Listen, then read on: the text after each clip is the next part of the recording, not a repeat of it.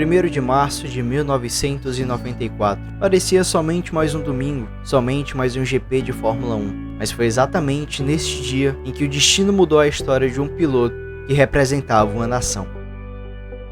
O Brasil parou no GP de San Marino, após Ayrton Senna se chocar contra a parede a mais de 200 km por hora. Um acidente que deixa todo o país aflito. E hoje, completa-se 30 anos daquele domingo, daquele GP, daquele acidente que o Brasil perdeu a sua principal referência do automobilismo.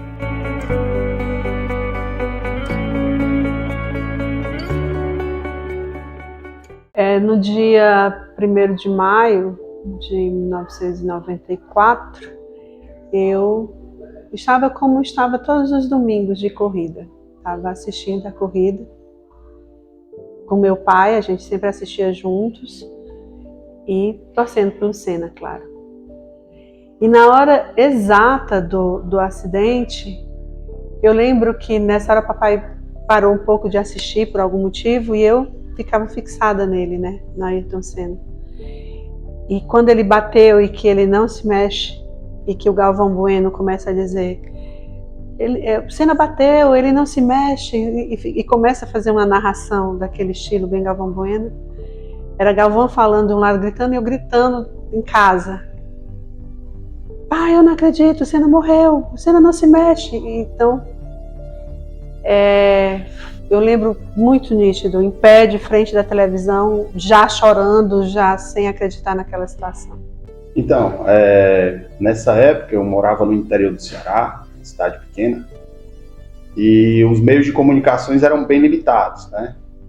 No dia e no horário eu estava em um clube do interior, que era uma das poucas opções de lazer que nós tínhamos, era criança ainda, né? E eu lembro que meu pai tinha ido pegar a gente nesse clube, tinha piscina, e colocou a gente em cima de uma caminhonete e nos levou de volta para casa.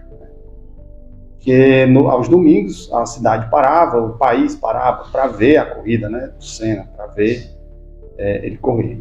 E ao descer do carro, aquele monte de criança lá que vinha eufórica para assistir a corrida, veio a notícia, né, que tinha acontecido um acidente, que tinha sido muito grave e que estavam aguardando a confirmação de que o pior tinha acontecido, né? Então, no momento, ninguém acreditou. A gente pensou, não é 1º de abril, é brincadeira, isso não é verdade, né?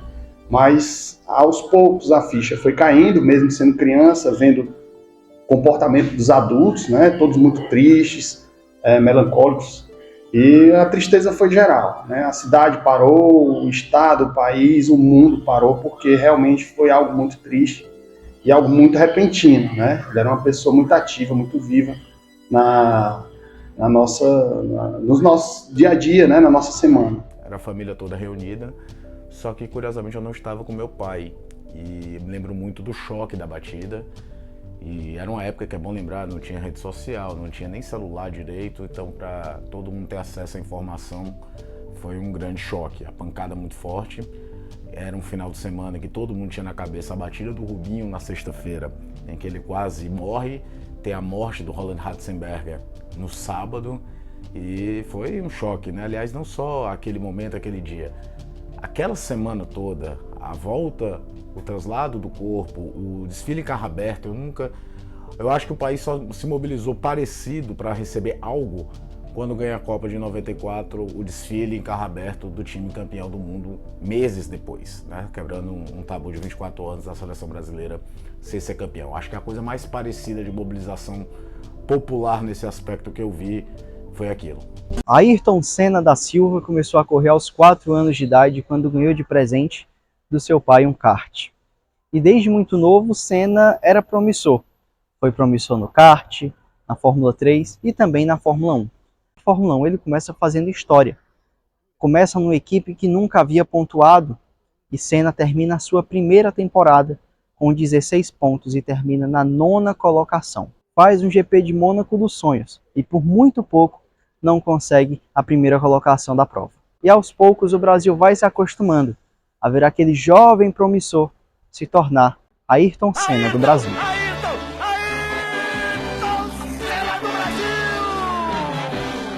A minha primeira memória do Ayrton Senna é última corrida não, né? A corrida do título do bicampeonato dele em 1990, né? Família toda reunida, quem tem a minha idade, eu vou completar 40 no final do ano.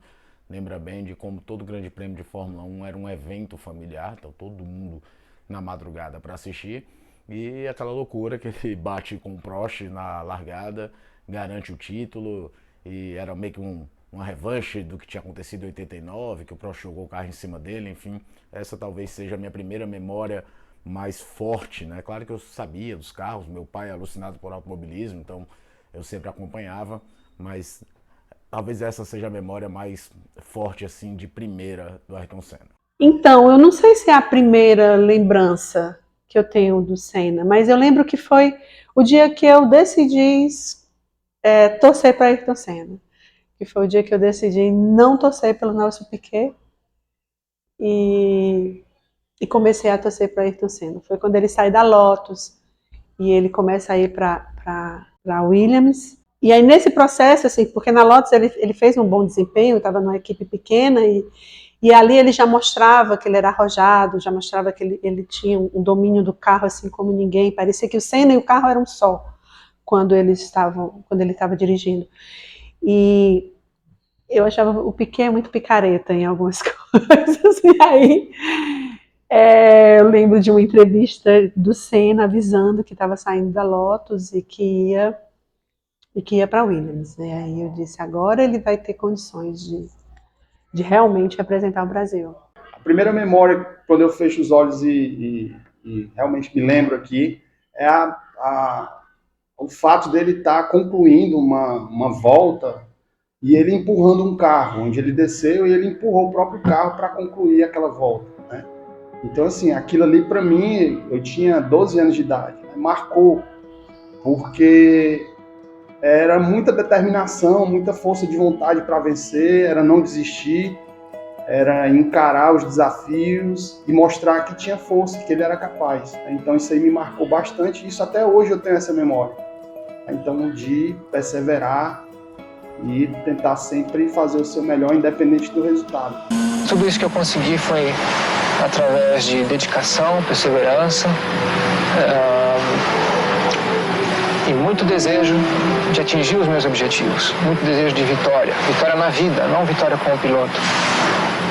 E a vocês todos que assistiram e estão assistindo agora, eu digo que seja quem você for, seja qualquer posição que você tenha na vida, no nível altíssimo ou mais baixo social, tenha sempre como meta muita força, muita determinação e sempre faça tudo com muito amor e com muita fé em Deus, que um dia você chega lá, de alguma maneira você chega lá. Ayrton Senna é sinônimo de coragem, perseverança, garra, conquista e amor. Ayrton fez uma nação amar a Fórmula 1. Ayrton fez um povo se orgulhar de ter ele como representante. Ayrton foi gigante. Ayrton foi Senna. Eu lembro que a forma como Senna corria, ele passava a sensação que era possível. Tudo era possível, assim. Que bastava você se jogar naquela seu sonho, no desafio. E eu lembro quando ele uma vez, era de madrugada, eu fui assistir ao GP de noite, madrugada, era no Japão, e era tipo a última corrida, aquela corrida ia definir muita coisa. E aí ele e o Prost já nessa época, já na McLaren. E aí os dois carros batem, e o Prost já sai do carro como tipo, não vai dar para continuar na corrida. E os dois saindo, ele seria vencedor e o Senna não teria condições de ganhar tudo, né? Ganhar o título do ano. E o Senna, não sei o que, grita, e aquele jeito dele, e aí empurra um carro e ele vai e termina a corrida em primeiro lugar. E foi uma coisa. Depois até questionaram essa vitória dele, né, porque ele tinha saído das regras. Mas enfim, eu acho que o grande feito do Senna foi, porque a memória dele permanece, foi mostrar pra gente, brasileiras, que é possível. que nós temos condições de concorrer e de ganhar onde a gente se meter. Para mim, a grande façanha do Senna esportivamente não é nenhum dos 3 campeonatos mundiais, é a temporada de 93. Com um carro bem inferior ao da Williams, ele ganha 5 grandes prêmios, tem 2 atuações daquelas históricas, de poucos pilotos podem dizer que tiveram, o Grande Prêmio do Brasil, debaixo de chuva, consegue vencer a corrida e tudo, e também a vitória em Donington Park, no Grande Prêmio da Europa, a famosa melhor primeira volta da história, que ele larga em quarto, cai para quinto e termina a primeira volta na primeira colocação. Mas toda aquela temporada ele foi brilhante, a grande temporada da carreira dele para mim é aquela. É claro que tem que se fazer uma ressalva ao famoso Grande Prêmio do Brasil de 91, em que o carro da McLaren perde marchas, ele vai dirigindo com pouquíssimas condições e consegue sustentar aquela que seria a primeira vitória dele em solo brasileiro. Esse espírito, né, que ele tinha mesmo de batalhar, de não desistir, de fazer valer, de brigar. Ele tinha momentos que ele brigava pela sua posição, ele fazia questão de dar o melhor sempre, né? Ele acabava cativando muito isso o povo brasileiro, que era carente na época, né? Então, assim, a gente tinha algumas frustrações, mas ele veio para suprir essa lacuna, mas ele veio para suprir de uma forma bem íntegra, né? Então ele mostrou pra gente que vale a pena ser honesto, vale a pena trabalhar, vale a pena insistir, né? E que dá certo. Primeiro que carisma o sujeito tem ou não tem? Ele tinha. E tinha total dimensão do carisma que ele tinha e da representatividade dele. 2. O Brasil é o país do futebol. O Senna faz parte de uma geração não uma geração, mas um momento em que o Brasil que ganhava era o Brasil das pistas. Teve o Emerson nos anos 70, tem o Piquet tricampeão, aliás, o Brasil teve uma passagem de bastão que outros países não tiveram. O Piquet ganha seu último título em 87, o Senna ganha o seu primeiro em 88. E tem as demonstrações disso, dele, de representar o Brasil numa época que o Brasil não ganhava no seu principal esporte, que era o futebol. Até mesmo a história da bandeirinha, dele comemorar as vitórias com a bandeira, começou por conta de uma derrota no futebol. Para quem não sabe, era o Grande Prêmio dos Estados Unidos de 86. O Brasil perde nos pênaltis para a França na Copa do Mundo de 86. O motor da Lotus que ele pilotava era um Renault. Ele teria sido muito sacaneado pelos mecânicos franceses da sua equipe e quis compensar isso, e a primeira vitória dele, com a imagem que ficou histórica ao longo de todas as outras na carreira, levantando a bandeira do Brasil, surgiu por conta disso. Então você junta isso tudo, um país carente de ídolos, carente de títulos, vivendo um momento político diferente. É bom lembrar que o Brasil volta a ter uma democracia ali durante os anos 80, então a questão de representatividade era muito forte. Um canhão que era a TV Globo, um narrador que também é um grande contador de histórias, que era o Galvão Bueno, um vendedor de emoções, como ele mesmo dizia. Mas soma isso tudo com um carisma natural que ele tinha e o talento, porque era um piloto arrojado, era um grande piloto, era um fora de série. Tudo isso talvez tenha sido a grande soma para transformar a mitificação. É claro que a mitificação aumenta quando você tem um esportista desse calibre, com esse carisma, com essa idolatria, morrendo ao vivo para todo mundo. Você não tem a imagem do Ayrton Senna velho. Ele não envelheceu. Ele morre ao vivo para o mundo inteiro. Então isso dá uma mitificação ainda maior. Mesmo se passando 30 anos, Ayrton Senna ainda é muito falado e exaltado nos dias de hoje. Para muitos, o melhor corredor da história da Fórmula 1, servindo de referência para pilotos da atualidade, como é o caso do inglês heptacampeão Lewis Hamilton, e servindo de referência não só para pilotos, mas também para fãs do esporte, que sabem e entendem o tamanho, a importância e o significado de Ayrton Senna da Silva para a Fórmula 1.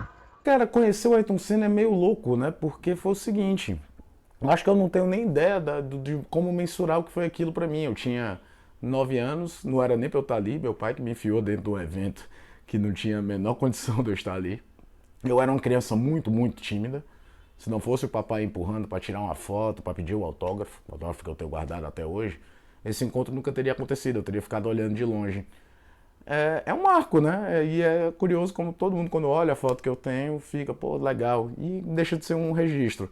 A minha memória é muito assim de como ele foi educado, foi bacana, não teve nenhum problema. mas eu não consigo mensurar, para te falar a verdade, o que é ter tido a chance de estar perto do Ayrton Senna. Ayrton Senna pode ter partido há 30 anos, mas nunca foi esquecido pelo povo brasileiro. Povo que o abraçou desde o início da sua carreira, comemorou suas vitórias e sofreu com sua partida. Como o próprio Senna disse em 93. Deus é grande, Ele é forte. E quando Ele quer, não tem quem não queira.